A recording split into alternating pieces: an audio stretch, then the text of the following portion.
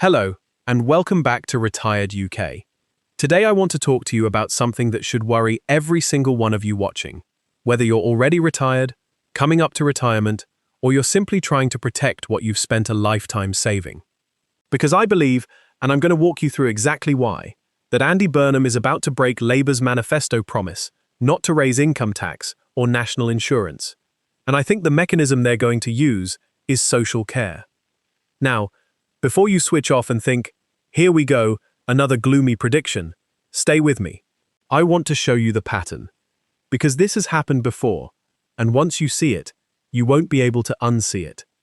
Let's go back to 2002. Gordon Brown, then Chancellor, announced an enormous £40 billion increase in NHS spending following the Wanless Review. Everybody remembers the spending.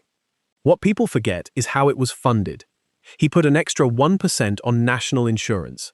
For employers, for employees, and for the self-employed.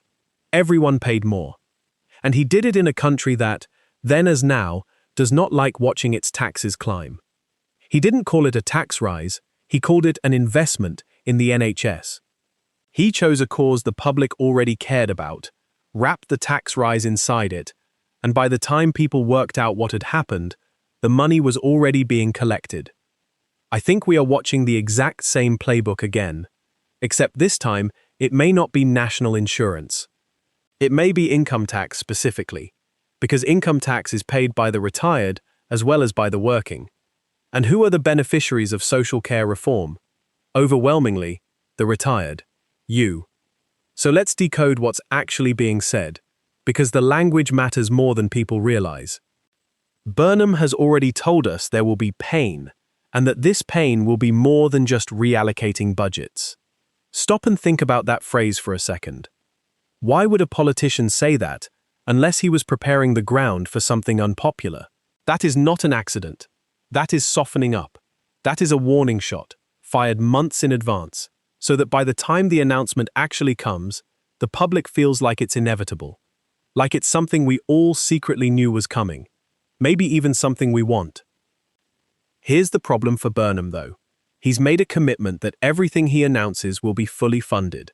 And so far, with what I'd call a few dodgy tricks, a bit of prestidigitation if you like, he has managed to claim he's found the money for what he wants to do. But there is no honest way to find £18 billion out of thin air. There simply isn't a magic pot of money sitting around waiting to fund a national social care system. Which means one of two things has to happen. Either the ambition shrinks dramatically, or taxes rise. I don't think the ambition is going to shrink. I think the tax rise is coming. Now here's the second signal, and I think this one is even more revealing. Burnham has done something genuinely unusual in British politics. He's called in the other parties to discuss social care together. On the surface, that sounds statesmanlike, doesn't it? Cross-party cooperation, putting the national interest first.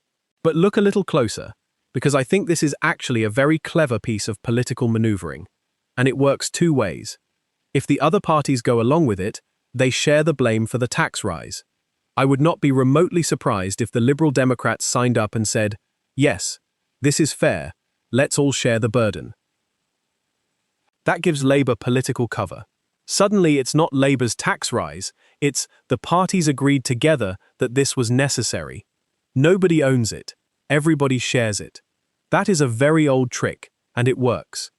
And if the other parties refuse to play along, well then Burnham gets to say, they talk about cross-party cooperation, but when it actually mattered, they walked away. Either way, he wins. That's why I think it was smart of Kemi Badenoch to say from the outset that she will not support any scheme that increases taxation. She's ruled herself out of the trap before it was even set. But here's where I think Burnham has made a genuine error. And not just an error, I'd go so far as to call it a foolish one. He hasn't invited reform into these conversations. And ask yourself, why does that matter? Nigel Farage, if we're honest, is currently on the back foot. Things have not been going smoothly for him lately. But leaving reform out of the social care conversation hands him exactly the narrative he needs. It lets him stand up and say, look, this is the uni party. This is the establishment closing ranks. cutting out the only people actually willing to challenge them. And here's the thing. Reform has been polling between 25 and 33% for well over a year now. A quarter to a third of the country. You don't get to just pretend a party with that level of support doesn't exist. Excluding them doesn't neutralize them. It hands them a grievance. And grievances are exactly what a party like Reform runs on. Whether that support holds all the way to 2029, I genuinely don't know.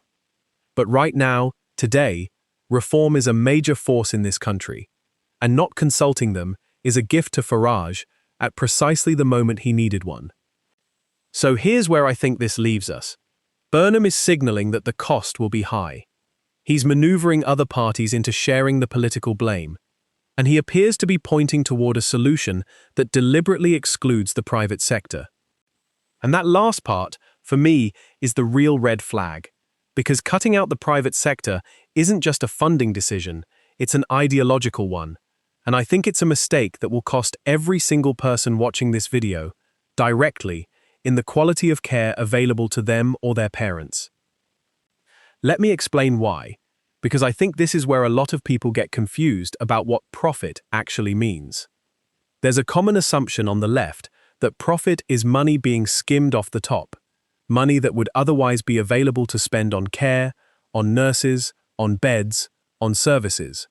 That is simply not how it works. Profit is not money stolen from the service. Profit is what happens when an organization is forced to spend efficiently, because if it doesn't survive. Take away the profit motive, and you take away the single biggest incentive anyone has to make sure every pound is well spent. Don't take my word for it. Look at the NHS. Ask yourself honestly, does it spend its money well? Every single year we see the same pattern.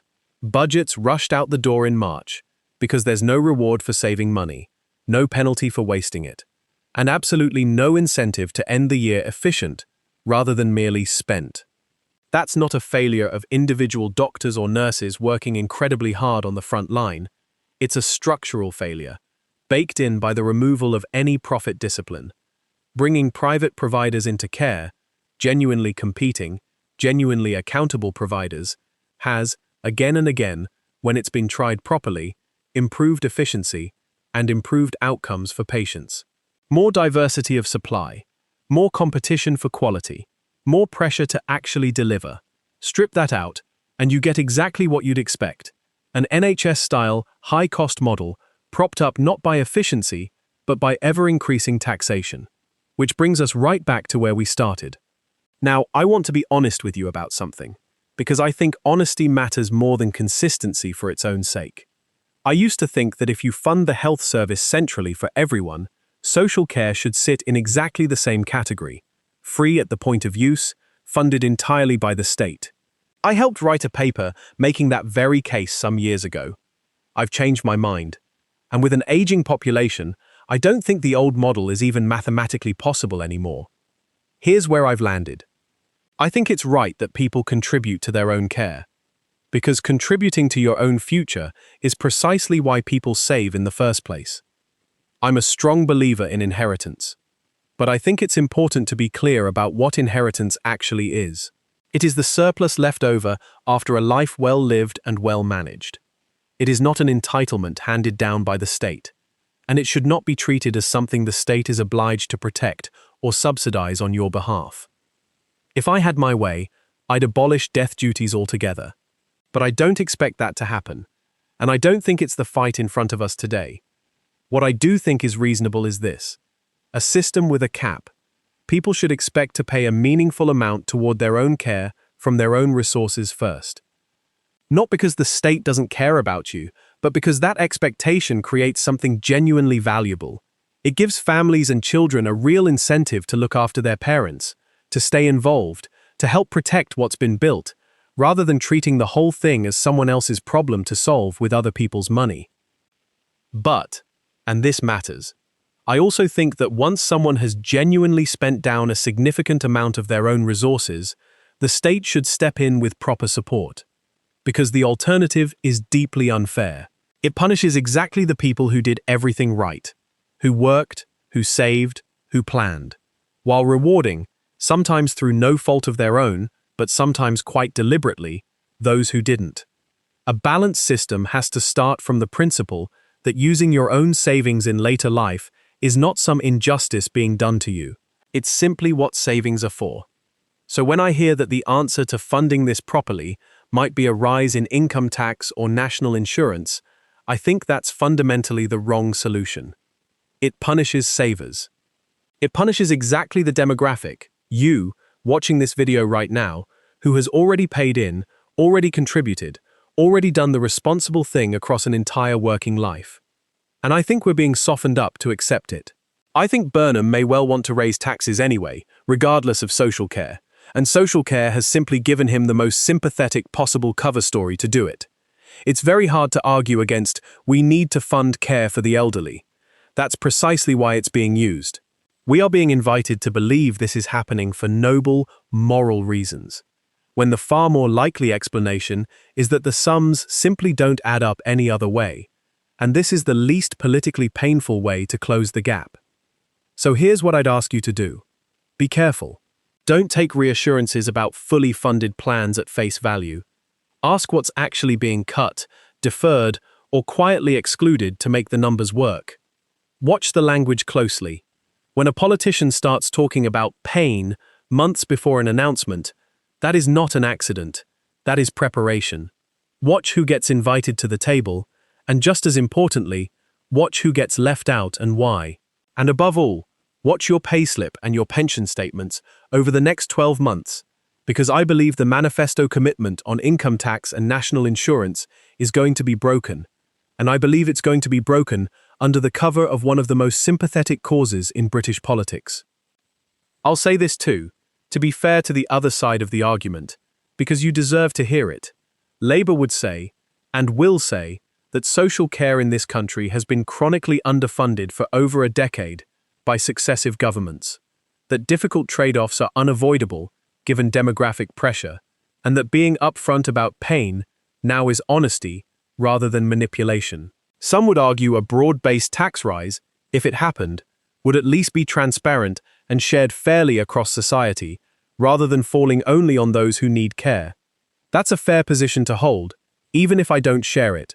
You should weigh it for yourselves. But for my part, watching the signals as closely as I have, I remain convinced.